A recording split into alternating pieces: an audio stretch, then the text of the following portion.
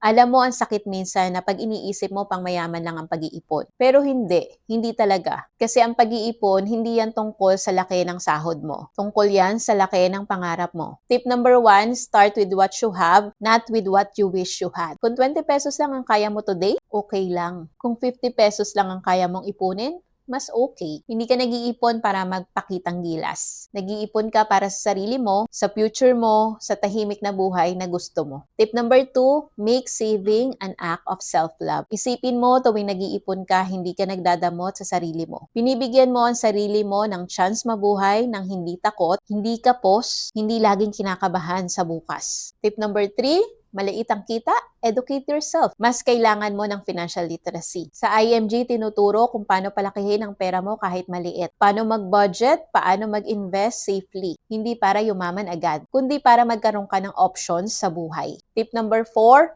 build the habit first, wealth will follow. Pag nasanay ka magtabi kahit maliit, magiging natural na siya. At darating ang araw, mas tataas ang income mo, mas lalaki ang kaya mong itabi. Pero ang disiplina, dapat ngayon pa lang sinisimulan. Tip number 5, believe that you deserve a better life. Hindi privilege ang pag-iipon. Karapatan mong maging secure. Karapatan mong hindi laging kinakapos. Karapatan mong umasenso. Kapag nag-iipon ka, even small, you are telling yourself, ayoko manatili sa hirap. May plano ako, may pangarap ako. Kung gusto mo mas matuto pa sa tulong ng IMG, comment #ipon below to know more about our financial literacy campaign. Retire early, live free, kayang-kaya basta may tamang gabay.